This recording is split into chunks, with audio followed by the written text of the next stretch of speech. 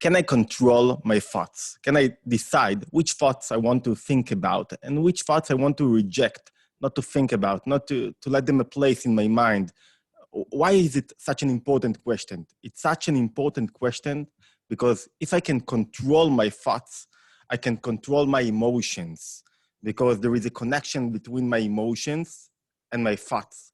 Every thought has an emotions that push it forwards. It's like when I do not control my thoughts, if I sit like that and I let my thoughts render whatever and go everywhere without me say, you are not obliged to go that way, or I'm not allowed to think about different things that I don't want to think about, then my emotions are being controlled. And every thought arose different emotions. And then I wake myself up and I ask myself, why do I have such an emotions? Why do I feel like that? Why do I feel anxiety or bitterness or sadness? And you can see people that let themselves think about all kinds of things that they don't want to think about, like what will happen if, what will happen later. I met just a few days ago someone that she found out that she has the disease, the cancer. And the most important thing for her to work on is her self-confidence, to believe that everything is gonna be just right, and to believe that, to be full of believe that I can conquer, I can go through this process, this this journey of handling the cancer, handling the disease. And the only way to do that is by understanding that you are not allowed to think about what will happen tomorrow. How will I win the situation next day? I can only think about this day, what I'm doing right now. I cannot think about, wow, next month I'll have a chemotherapy and have all kind of other therapies and I'll go through, procedures that are very hard to go through. And if I will think that way, I will pay the price because I won't be in the moment. And the only way to win this disease and to overcome your anxiety and your fear because of, what you found out about yourself, is to think about this day and to fill yourself with confidence. And there is a question, can I control that? It's very hard. Like, the thoughts are coming to me and reflections and I cannot stop them. Can I stop them? In order to understand that, I want to jump with you to chapter 27 in the Tanya, the monumental book of the Alter Rebbe. It's the book that concludes or summarizes the Kabbalistic teachings and writings until 220 years ago. And in this chapter, in chapter 27, it deals with sadness and anxiety and on all kinds of undesirable emotions.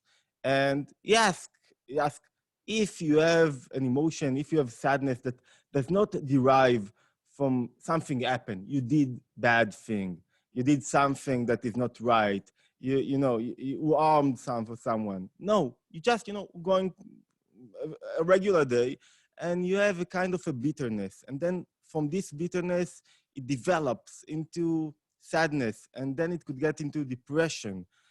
Depression does not start with depression. It starts from you do not know how to control your emotion, your sadness, and start from, regular sadness every day, everyday bitterness. And he said like that. It says, if you have this sadness that does not stem, this anxiety from something that you did, but just thoughts that occur your minds. You're now sitting and all kinds of thoughts coming to your mind. What will happen if I won't have enough money to pay the bills? What will happen if a war will be opened? What will happen if, something bad will come to me? And the secret of this reality is that you can never know what will happen in the next minute. It's like it's like a kind of you do not know what will happen, and that's the secret of this reality. And if you will think that bad things will happen to you, or if you will think about good things, but you do not control what you think about, you do not say to yourself, I do not allow to undesirable thoughts occur in my mind, then what will happen? You will be controlled and you won't control your emotions. And the most important thing to a human being is to control his emotions. And it's not like being, being cold. It's like to arouse good emotions and reject undesirable emotions, arouse passion and love and emotions that gives you livelihood. And you want to feel that you are doing things and you want to feel passion to your life. So we're saying, and you're just going, and you just feel a bit of anxiety and a bit of sadness and a bit of despair, and you don't know really why. And then you look at yourself, you're getting into under what is going under in your soul, and what you found out that all kind of thoughts are occurring your mind, and now you are in a standpoint that you have to decide what to do. The first thought that occur your mind, you cannot control. Just jump into you. What will happen? Or different kind of desires, or different kind of unwishful thinkings, or things that makes you afraid. You cannot control the first thought, the thought that occur your mind. But what you can control, you can control the second thought. Then you decide, because in every moment, every second, every minute, you can think only one thought.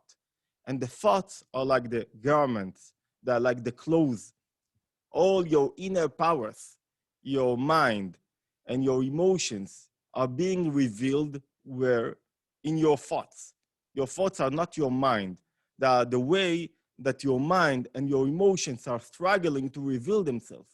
So why sometimes you feel very tired? Because you have a lot of thoughts in your mind, and there is a war going on in your mind, a war between your mind and your emotions. And now if you want, to clean up your mind, what you're doing to clean up your thoughts, you're going to sleep. Then in your thoughts, there is no war anymore. Now you can think only one thought every minute, every second. So there is one thought and another thought, but you cannot be without thoughts. You cannot go without garments. You cannot go without clothes. Even when you are asleep, your thoughts are still running all the time. What are your thoughts when you are asleep? According to Jewish psychology, there are the dreams that you are dreaming. But let's leave dreams aside and continue with, can I control my thoughts? So he's saying you cannot control your first thought. But what you can control, you can decide if you want to let this thought be a part of you. If you agree to let this thought control you, or you decide what you will think about.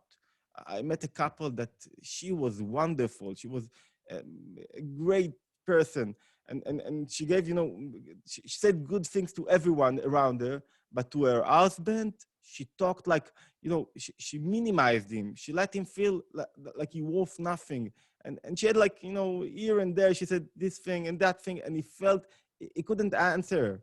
And the first thing that you have to do is to decide, this way I do not allow nobody to talk to me. Like, I'm ready to talk about everything, but not in this way, not in this manner. And if you do not put boundaries to the way people talk to you, then they will do whatever they like. And if you will go, you will down your head, you will get the hate. And it's the same with thoughts. If you want, put boundaries. What I allow myself to think and what I do not allow myself to think, then the thoughts will control you. So the Alter Rebbe, Rabbi Shneur Zalman of Liadi, is saying the first thought you cannot control, and don't think like that. And don't be unhappy because you thought of yourself that you won't think that kind of thoughts, and then it occurred your mind. Don't do that. Every thought can occur in my mind. It's obvious that if you will see all day long, violent movies, then you will think at night about violent thoughts. But it could happen to, even if you won't saw all day long violent movies. So he's saying, what should I do? How can I control my thoughts? This is the $1 million question. Now, I understood that I cannot control the first thought, but now it's in my hand. Will I let it be a part of me? Will I let it control me? Will I be able to reject it and to decide which thought I want to deal with and what kind of thought? So it gives us few tips. It's something that we have, to penetrate and to understand deeply. But in first view, what he is saying, he's saying like that. First thing, when you see the undesirable thought is coming to you, and you have to understand the way your thoughts are running, and you have to understand the price that you will pay if you will let undesirable thoughts, control you and do whatever they like. And you have to understand the emotional price that you will pay, because every thought, we said, as an emotional engine that that push it, that push it. And if you will let it control you, then you will suffer from emotions that you don't know where they come from. And the first emotion that you will suffer from will be anxiety, because anxiety comes from what? From the thinking, from the thoughts that I'm starting to think what will happen if, how will I handle the situation? As we said about the person that just revealed that he has the cancer, there is no way to handle this situation without deciding that I'm right now in this moment. I'm dealing only with this new moment. I will do whatever I like, whatever I need to. I will take care of myself, but I won't think what will happen if I want to do that, and if the disease will, will win, etc., etc. So he's saying like that. He's giving us few tips. The first tip, when you see this thought, undesirable thought, first thought, coming to you and trying to tell you, come on, Yechiel, I want to control you. I want to be a part of your life. I want to handle you. I don't want you to handle me. Then the first thing that you have to do is to be happy. It's like, it's saying something that is not natural. You have to be happy. Why? Because you saw her and you decided. Now, when you saw this situation, it's like getting a little bit out of yourself and deciding that I can control and I can choose. And being able to choose is one of the most important things that Judaism emphasized, but it's very important, because without choosing, you are being controlled, and you do not control, you do not decide how your life will look like. The situations controls you, and you go everywhere, and you do never decide how to feel. You are just looking for external thing to arouse your feelings or to control you, and you are waiting for other things to happen in order that you will be happy in your life. You do not control your life. And if you cannot control your thoughts, you cannot control your mind and your life. So he's saying the first thing is being happy in his lot. Why? Because although you had this first thought that occurred your mind, he averts it. You have the possibility to decide if I want to deal with this thought or do not let her get into my mind. And it's not easy, because a lot of people will say it's a part of escapism. It's like, I have thoughts in my mind, they occur in my mind, and now I decide, and now I see it. I'm happy. I said, okay, you came to me. And now I decide what? Not to deal with it. It's like I'm running away and I'm deciding to do something else. And it's a wrong view on our emotions, because you decide what is your reality. You decide what you want to think about and what you do not want to think about. And if you will be all day long, you'll just read the newspaper and see the sites, the news site, they will control you. And you will think, wow, what happened? Yo, wow, yo. That's the way they control you, because now you're being controlled through your thoughts and your emotions. And the idea is you have to know what happens, but you don't have to go, all day long just to watch what happens. You will decide what kind of reality you want to see.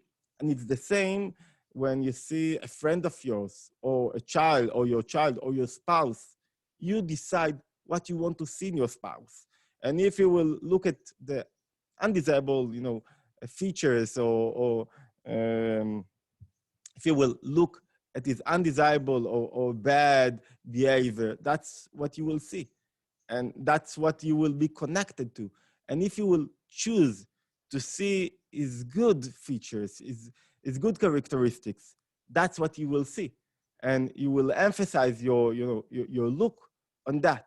And so he's saying, if you have the possibility, if you recognize that, the first thing is to recognize that this first thought, undesirable thought, the thought that you do not control, and it's usually a thought about what will happen, and it's very egocentric thought, because it's all about yourself. It's about what will happen to me. And if you will meet people that have those thoughts that control them, and then the result is that they have emotions that control them, and they feel very bad with a lot of anxiety and sadness, etc., and despair. And if you will see them, you will see all their thoughts, all the thoughts of depressions are around them. Egocentric, to being in the middle, being existence in a way that it's all around me. It's not like just I'm full of myself. I can be full of myself, but full of depression, because I always think about myself. I always think about what will happen to me. And if you will meet someone with depression, light or heavy depression, you will ask him, come on, look up, look around you, see how many good things you have in your life.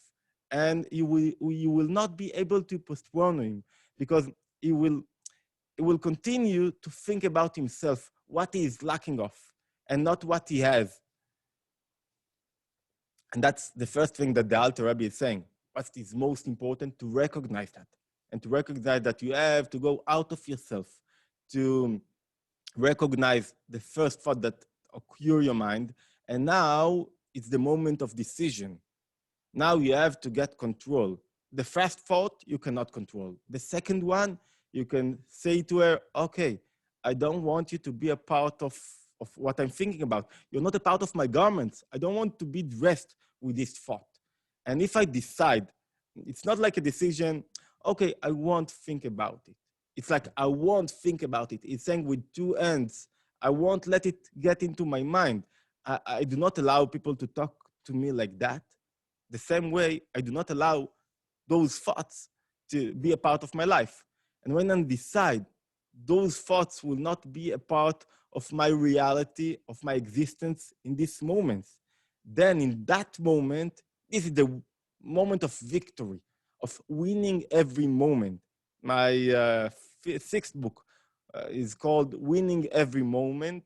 And it talks about that you have to win every moment. You cannot decide that I will win next month, next week, next year. I cannot decide that I will be happy next month. The only way for me to be happy is to decide to be happy in this moment. And the only way to be happy is to decide what is going on through my thoughts in this moment.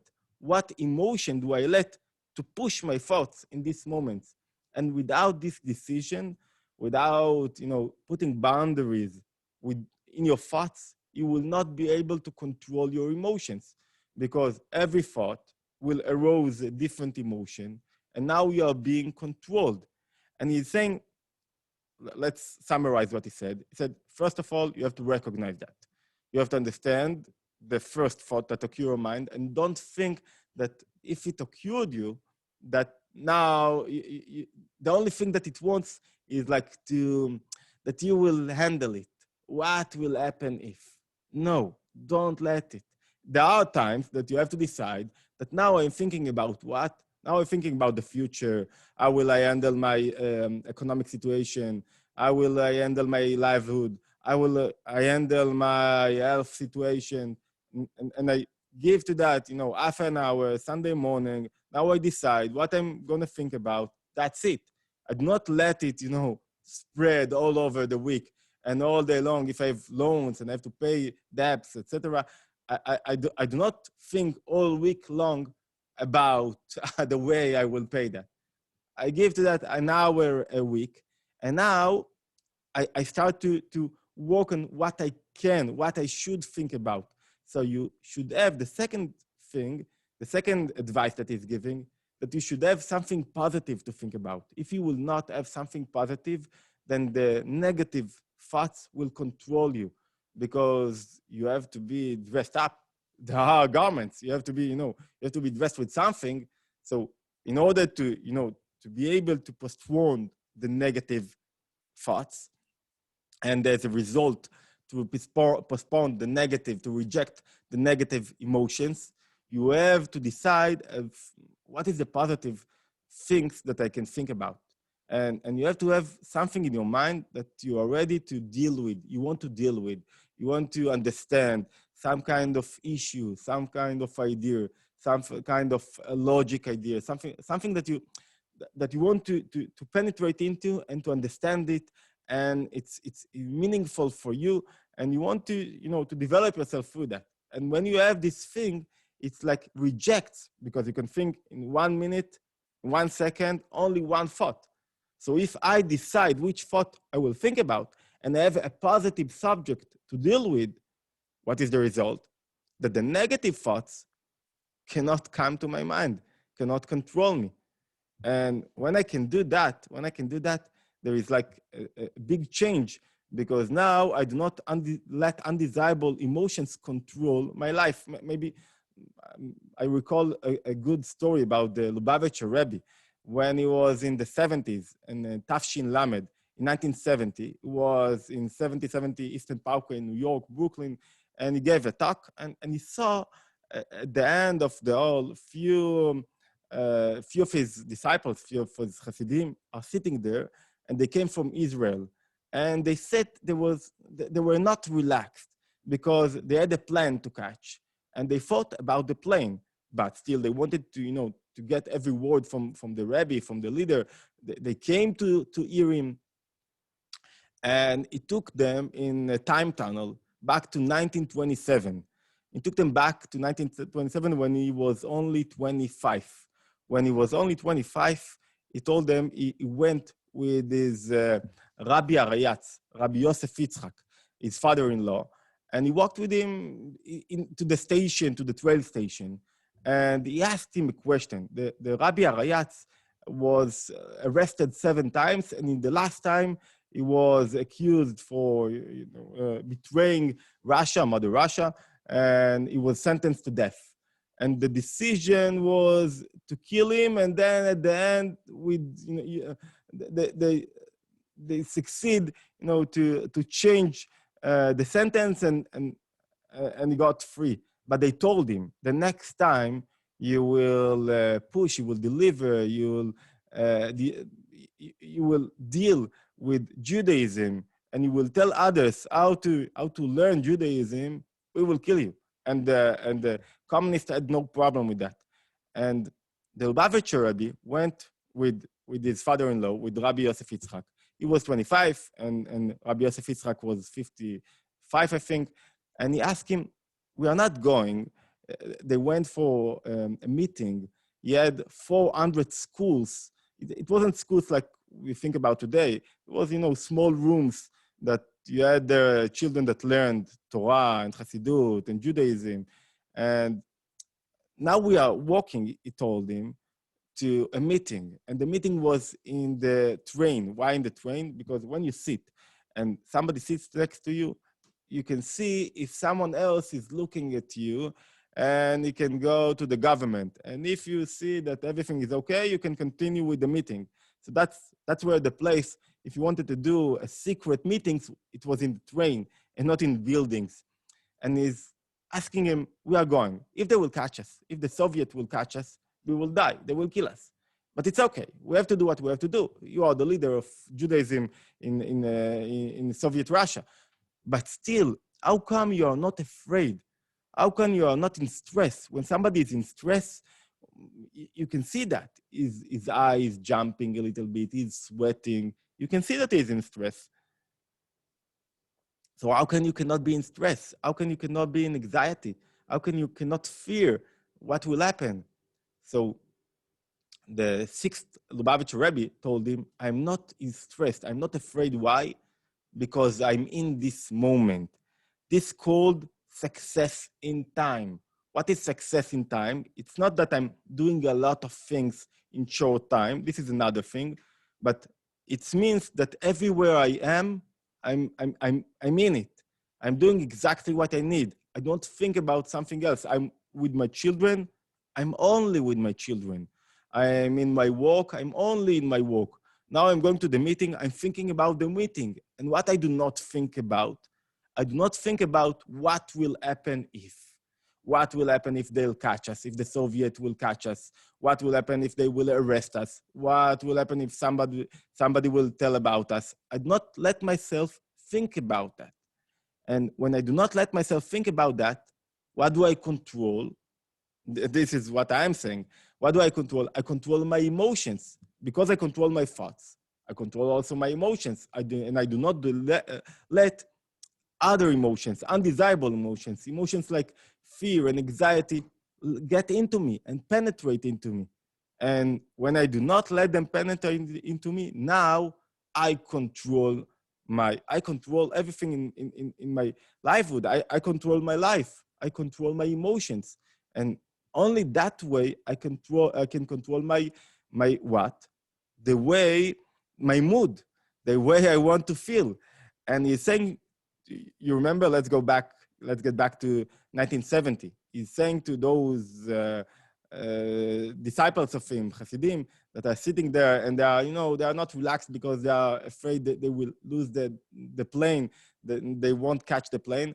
And he's saying to them, now it's the moment to decide. If you are here, be with me. If you want to go.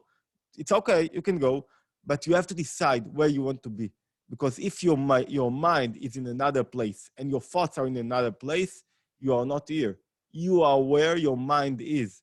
And he's telling them something very deep in the way we can, if you want to be with your child, be with your child. If you want to be with your computer, be with the computer, but decide where you are. When you decide what to think about it. And this is what he's saying. There are a lot of things, to open and to understand about the way I control thoughts. And it's very mechanic work. It's not an inner development and understanding myself and changing my emotions and changing the way I see reality and changing the view of my life and replace my glasses. It's not that. It's something very technical. It's not something very deep in understanding yourself. And you have this kind of work in Jewish psychology and in Hasidism. It's something technical. Whenever, and that's why the result, what you gain, the price that you get is in cash. You get it in cash right away. Because if you can control your thoughts, in this moment, you do not let the fear control you. And now you decide what to think about. But you got to have a positive replacement, something good to think about it.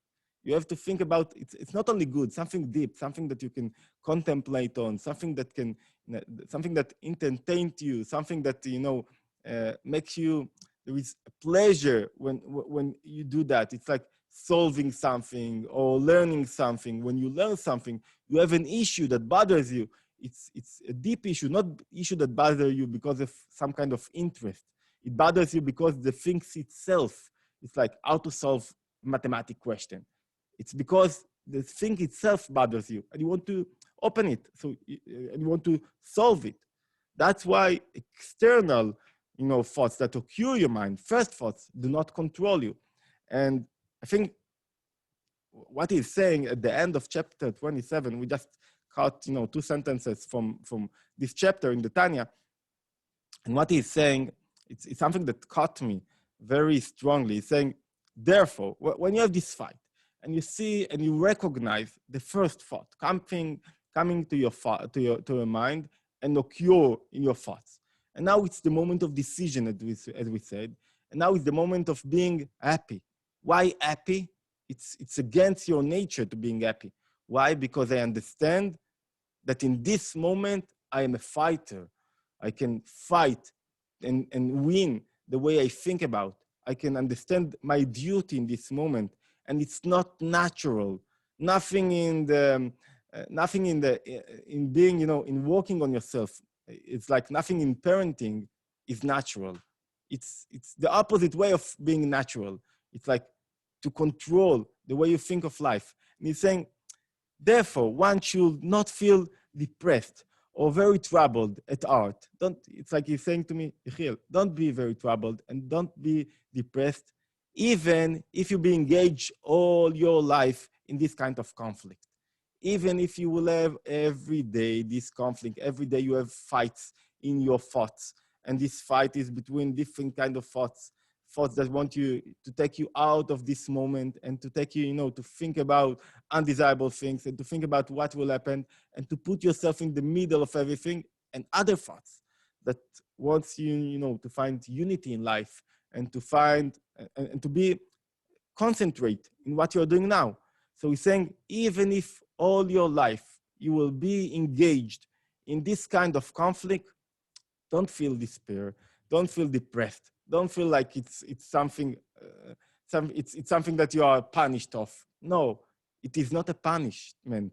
It's like a present that you have in your life, because now you can be, according to his writings, a part like godliness, because you can decide about your life. You can own your life by owning your thoughts and then owning your emotions. And then you can decide what you are being, excited of and what you are full of passion of. And he's saying, even if you engage all your days in this kind of conflict, maybe that is the reason you are being created for. And this is the service demanded from you, to win your thoughts, to win your fights in your thoughts. And when you think about it like that, it's like, I have a mission in life. There is meaning for all those undesirable thoughts that occur in my mind. It's not natural.